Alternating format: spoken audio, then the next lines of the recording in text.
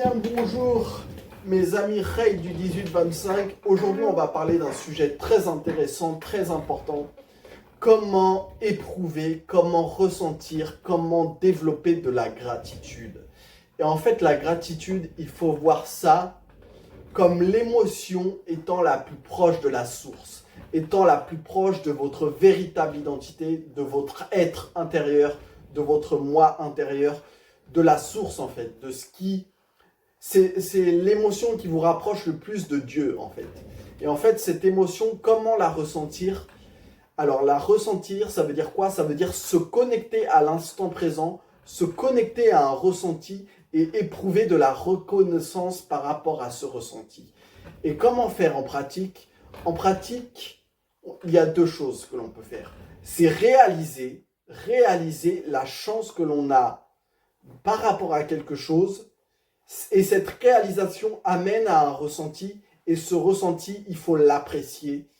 Il faut le contempler. Il faut le ressentir clairement, ce ressenti, cette sensation. Et c'est comme ça qu'on développe de la gratitude. Alors, il y a une autre façon de développer de la gratitude, c'est par la pensée.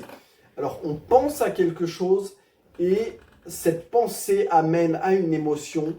Et cette émotion, on la ressent et on ressent cette gratitude, cette pensée, cette émotion.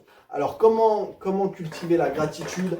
Alors, je dirais que ce qui est important, c'est à chaque instant, garder cette attention sur la chance que l'on a d'expérimenter cette vie. Alors, des fois, ça peut être compliqué parce qu'il nous arrive des mésaventures, il nous arrive des choses que l'on ne veut pas qui nous arrivent. Mais voilà, il faut garder à l'esprit que voilà, quelque part, il y a des millions de personnes qui meurent chaque jour et nous sommes encore en vie pour pouvoir expérimenter toutes ces sensations, toutes ces émotions, expérimenter la pensée, expérimenter cette vie en fait. Et il faut être reconnaissant pour cela. Alors moi, ce que je vous engage à faire, c'est tous les soirs, écrire 3 à 5 choses pour lesquelles vous êtes reconnaissant dans la journée. Et en fait, quand vous allez faire ça, vous allez développer le muscle de la gratitude. Et en fait, plus vous développez un muscle, plus vous allez apprendre à l'utiliser et plus il va devenir une partie de qui vous êtes. Et plus ça va être facile de l'utiliser, plus il va prendre en force et en ampleur. Voyez la gratitude comme une fusée qui décolle. Ça peut être compliqué de la ressentir au début, comme la fusée qui décolle.